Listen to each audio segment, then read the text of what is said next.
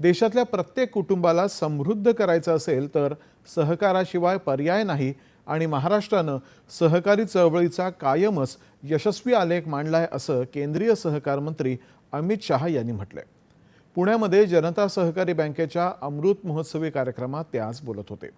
2047 पर्यंत विकसित भारत आणि 2027 पर्यंत 5 ट्रिलियन अर्थव्यवस्था अशी दोन्ही उद्दिष्ट सहकार क्षेत्राच्या विकासाशिवाय अपूर्ण ठरतील असं अमित शहा यावेळी म्हणाले।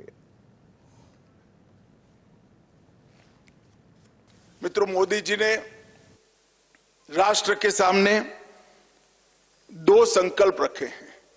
2047 तक इस देश को पूर्णतः विकसित राष्ट्र बनाना और 2027 तक इस देश की इकोनॉमी को 5 ट्रिलियन डॉलर की इकोनॉमी बनाना। और ये दोनों संकल्प अगर सहकारिता क्षेत्र का विकास नहीं करते हैं तो अधूरे रह जाएंगे। भांडवल आहे, मात्र ते देशाच्या विकासामध्ये योगदान देऊ इच्छितात अशा सर्वांना एकत्र घेऊन सहकार क्षेत्र विकास करत आहे। जनता सहकारी बँकेनेही हे उद्दिष्ट साध्य करत सामान्य लोकांची मोठी बँक म्हणून नावलौकिक मिळवलाय असं ते म्हणाले।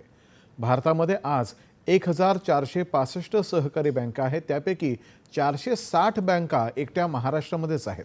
गेल्या 3 वर्षांमध्ये सहकारी संस्थांच्या कारभारामध्ये सुधारणा करण्यासाठी सरकारनं अनेक पावलं उचलली आहेत। त्याचाच एक महत्त्वाचा भाग म्हणून या सर्व सहकारी बँकांना संरक्षण आणि आधार देण्यासाठी एकछत्री संघटना स्थापन केली जाईल असं ते म्हणाले।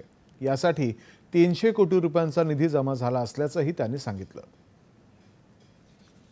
अब ये अम्ब्रेला संगठन कोऑपरेटिव बैंकों को हर प्रकार की सहायता देने के लिए सक्षम हो जाएगा।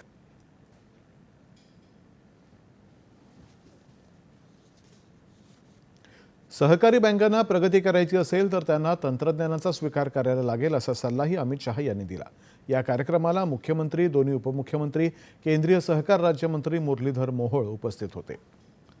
पंतप्रधान